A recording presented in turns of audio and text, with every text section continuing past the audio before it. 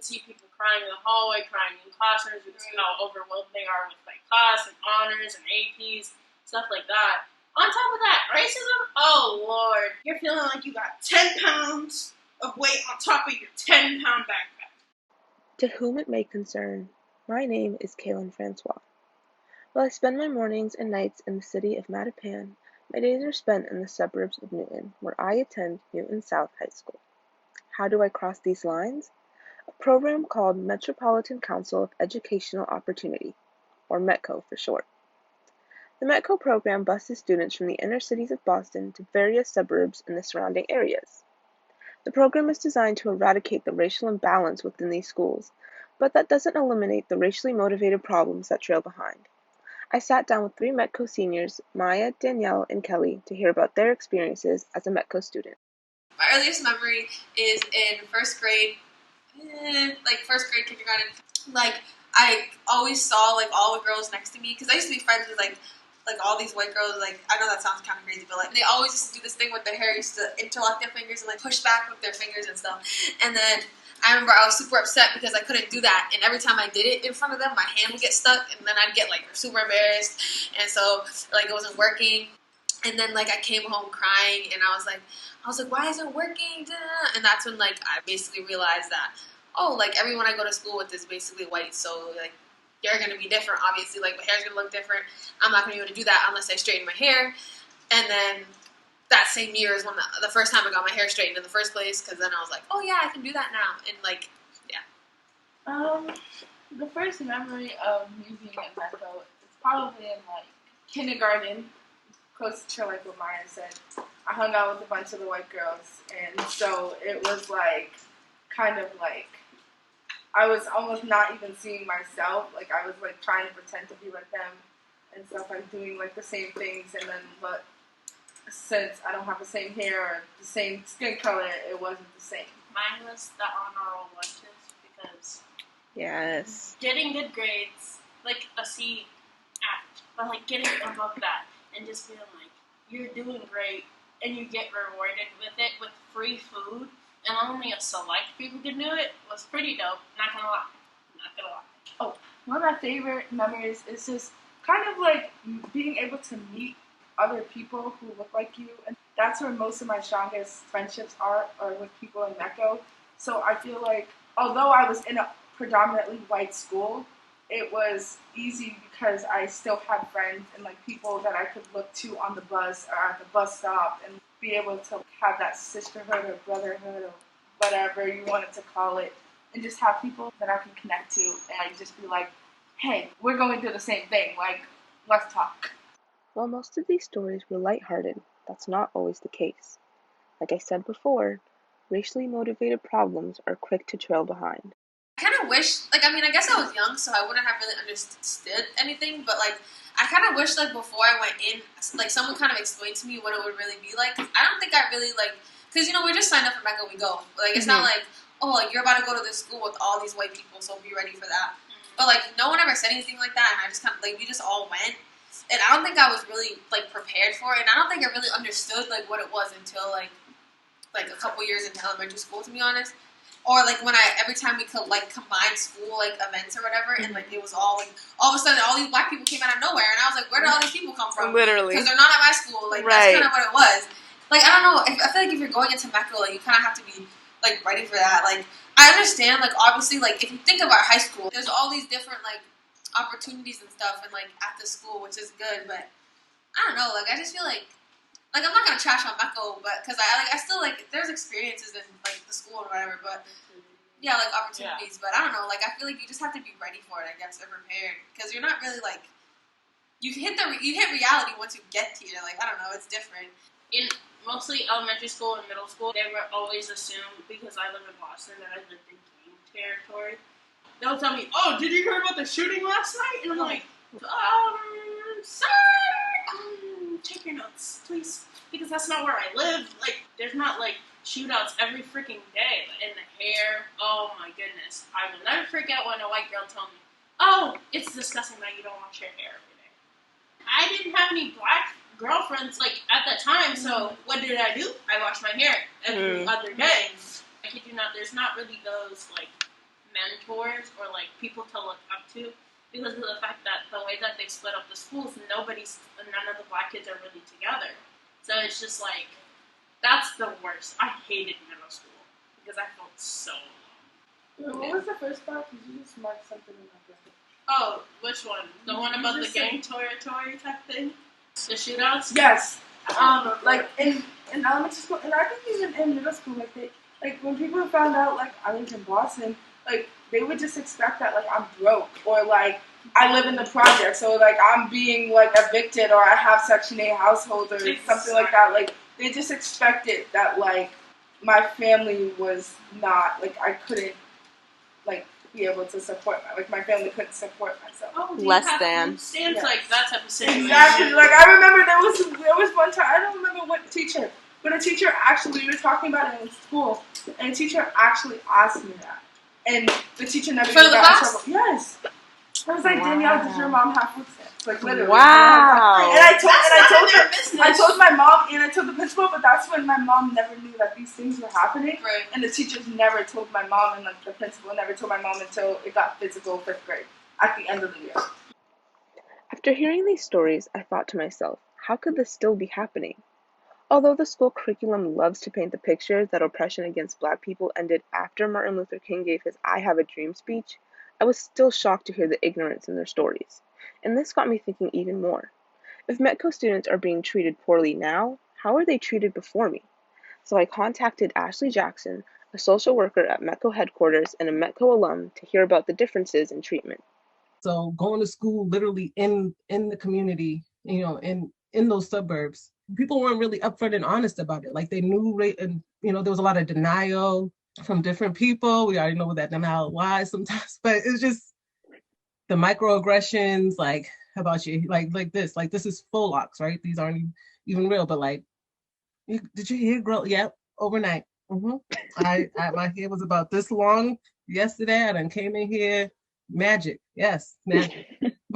Stuff like that. It's just like, but the way you're shaped, right? Like, oh, she has a lot of body, and like, it was just a lot. It's just a lot. That type of stuff was weird, and I wasn't into. I was very, very extremely painfully quiet and shy, so I wasn't doing any of the cheerleading.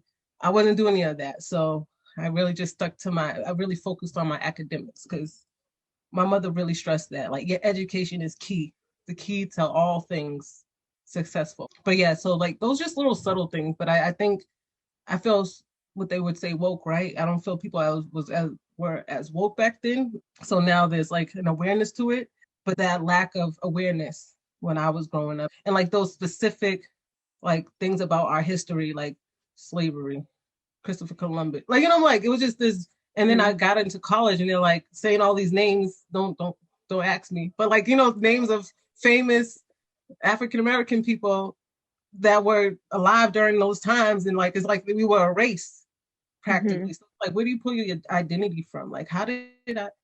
Do I belong here? You have all these questions, and so I think that was the hardest for me was like that sense of belonging and the lack of connection and cultural identity and appreciation for what I bring versus like, oh, you're coming out here, you're getting all the. I deserve to be out here because there's a discrepancy over here, like because of who I am. So like, why is it? Yeah, I can go on for years. But yeah, so that was tough. That was some tough time, like learning how to love on you and love who you are when other people are telling you to hate yourself. To the naked ear, microaggressions sound microscopic, but don't let that micro prefix fool you. Microaggressions are bigger than its watered-down definition of a backhanded compliment. By definition, microaggression is classed as a statement, action, or incident regarded as an instance of indirect, subtle, or unintentional discrimination against members of a marginalized group, such as a racial or ethnic minority. And while Google needed all those words, I simply require one: ignorance. Microaggressions are fueled by the ignorance of others. The others fail to recognize us as our own people. The others fail to evaluate the stereotypes wired in their brains and that have been passed on from generations past. Microaggressions are not compliments. They consume you, swallow you whole, and leave a permanent dent to your self-worth. As a METCO student, you're left with many dents. As Ashley put it, the hardest part of METCO is the lack of sense of belonging. And if you didn't think the stories between Ashley and the current student sounded similar, listen to what Danielle said about the hard parts of METCO. Okay, the hardest thing about being in METCO is it was almost like when I was coming to school, I was changing who I was in a way. And for me personally, it was always, I could never be myself when I was at school. I was too black to be hanging out with these new kids. And when I'm at home, I'm too white to hang out with my family members. So it was like, either way, I was switching who I was trying to be. And it was just very stressful. And then being in elementary school, you're very young. And having to do that as a young child, it takes away from your childhood in a way. And it's just hard. So why is it that METCO students go through this isolated journey of self-doubt? Kelly had one very important point about this issue. The thing is, our school has terrible support. I know one person in this whole entire building, which is like over 2,000 something people. One person that I feel comfortable enough talking about, like, what's going on myself mentally and what's going on with school-wise. And that's depressing because every house has at least 3 to 4 guidance counselors. True. That is true. So, like, if I only trust one person, it's like, I'm not the issue. And it's not your guidance counselor. And it's not my guidance counselor. As a person, I was going through some things, and I was not worried about college. I was not thinking about college at all. I was trying to figure out myself. How come in a meeting we talked and they said, "Oh, it's my fault that I didn't apply for FAFSA because one, I didn't know about financial aid, and I didn't know." I'm like, if you knew and you talked to me, you would know I was going through some things, and that's why I couldn't apply before November. Literally. So it's just like, there's no support for any students of color really at our school or students in general. And Miss Bishop, a year of saving grace because that's the one person that has such a, like, she does way more than she's paid for. No, really. Literally. Because she's an emotional counselor, what's it called?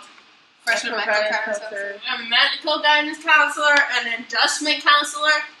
And she's not even getting paid for all of this. It's just like, one person doing so much caseload for so many people, which there should be more than just one person. I would say, especially with COVID and like between like the last year and a half, like 2 years or whatever, it's like you have schoolwork, right? You have schoolwork, you have this, you have that, and then you have, like what Kelly said, the racism inside of school, but then you also have the racism outside of school. So that's another 10 pounds on your 10-pound backpack. That's like 30 pounds on your back. And Plus the work. And it's like you have a lot to do, and like you're also trying to kind of like keep it together because you're like, okay, like I can't break down right now. I have to get this work done. You know, I gotta show out, represent the black people, get A's, be in the APs, do this, do that, like speak and stuff. Then you also have all this stuff happening outside. COVID-19. One of the most talked about topics there is right now. COVID hit every community with a hard punch, leaving many people jobless, homeless, and lifeless. The pandemic took so much from so many people, and even today people are struggling to recover. Not to mention the horrible killings of many Black lives and the increase of hate towards the AAPI community. It's no question that Black people and other POC have been mistreated in history, and this pandemic was no different. This pandemic has put a large crack in society for Black people especially, and Ashley Jackson explains this perfectly. It's like, because we're not being made aware of things, there's a lack of knowledge. And because of the way we've been treated in society as a whole, and even just, in the world and just here in Massachusetts, I feel like there's a major distrust of people of color. There's a major distrust with, the majority or whatever, however you want to phrase that.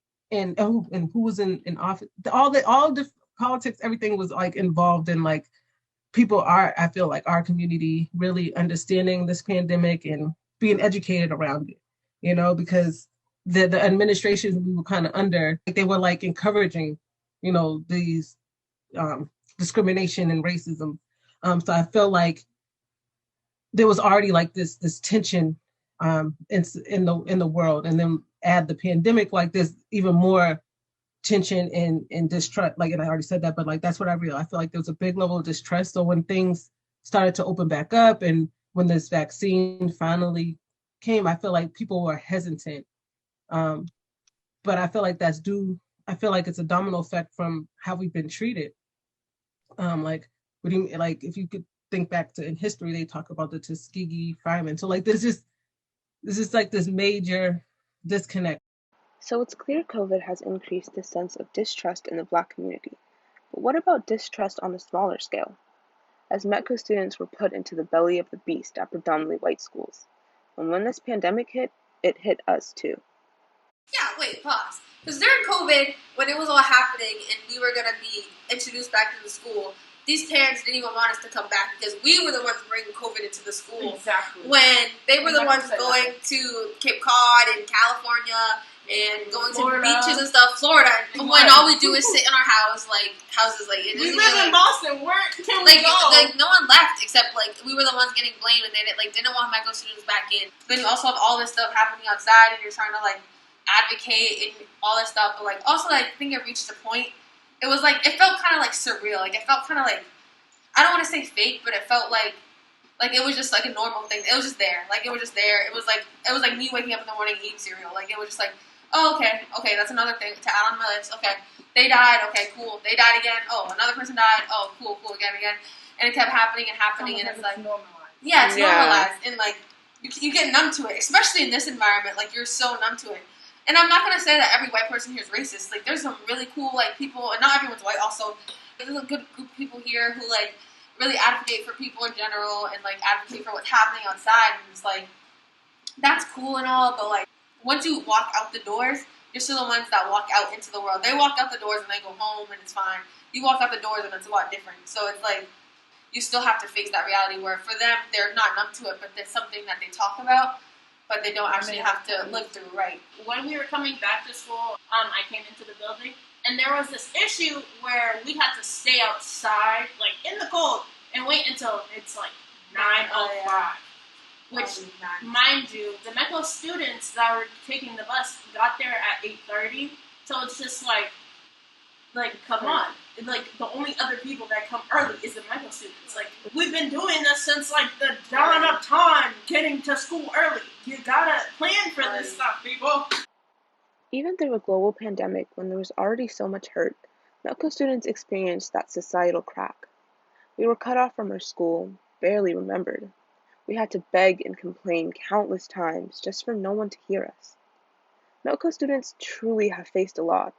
After talking with Maya, Danielle, and Kelly, I learned something. METCO students often start on this single self journey. That meaning that we have to find ourselves on our own. There's limited staff to help guide us, and no preparation for the racism, implicit or explicit, we're soon to face. We have to figure it out ourselves as we maneuver through school. It's not an easy process, and not everyone can handle it. But would you do it again? I asked my interviewees one important question. If you could see your life as a METCO student before you started, would you continue? Or detour to, say, a Boston public school? There's a lot, like a lot of bad moments. Like when I'm just like, tap out, I'm out of here. But then at the same time, there's always those great moments of like seeing people that actually mean stuff to you. Like I don't care about the other people. I'm talking about like my METCO friends. Right. Like the way that a lot of them, majority of them, bring me joy is like a lot. Like I would not be the person I am today without half of these people. No, like I would be such a different person if I would have stayed in Boston Public. So I started in Boston Public before I came to you. So like I kind of got both sides. I feel like I would be definitely a different person. I probably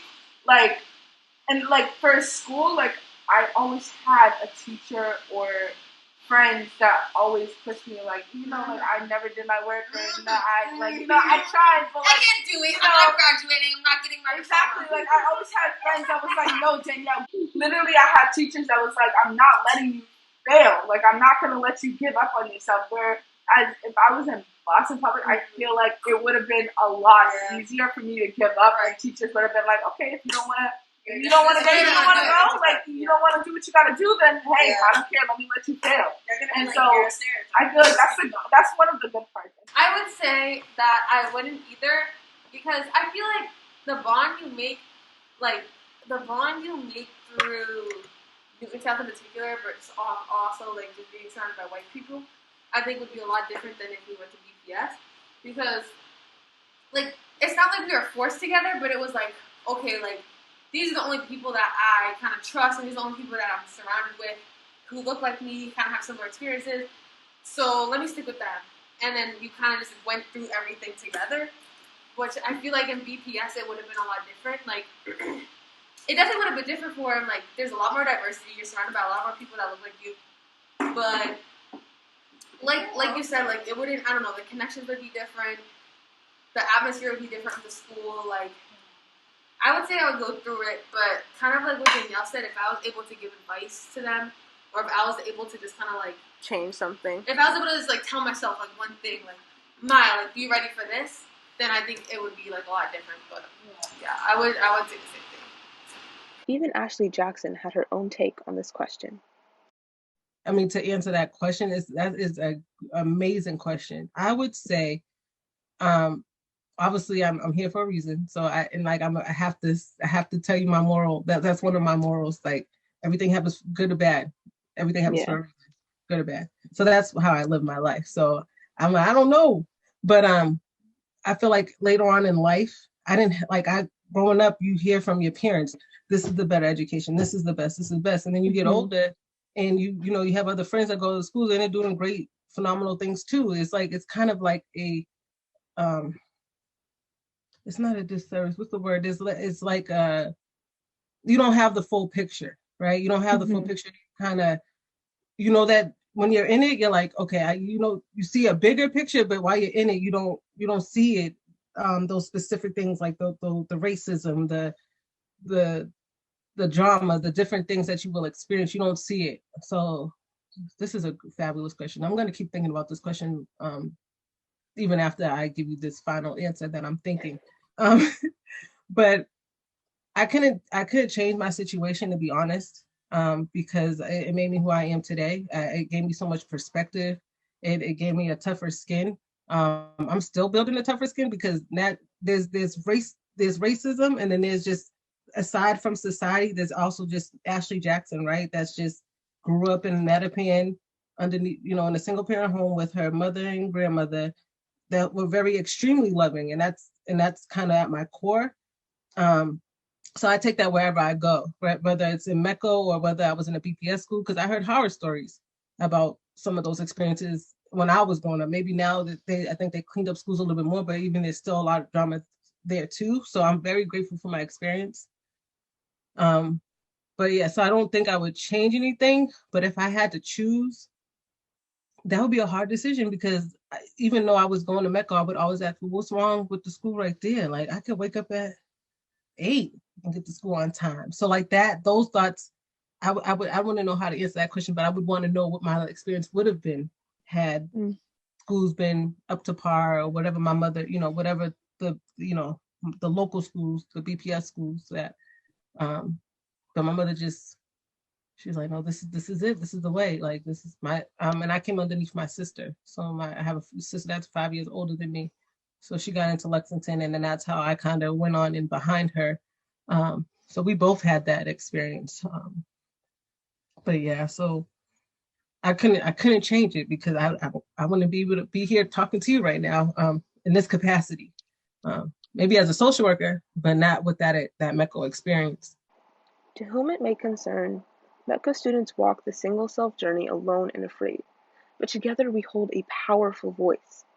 To whom it may concern, do not silence us any longer when we are screaming for you to hear us. Through countless generations, we've experienced injustices beyond belief, from implicit and explicit racism to challenging faculty to make change, even through a pandemic when we were painted with another stereotype. We stood tall and proud, and we continue to stand no matter what is thrown our way. I am only one person, one student, but to whom it may concern, we are here and we will never stop making noise.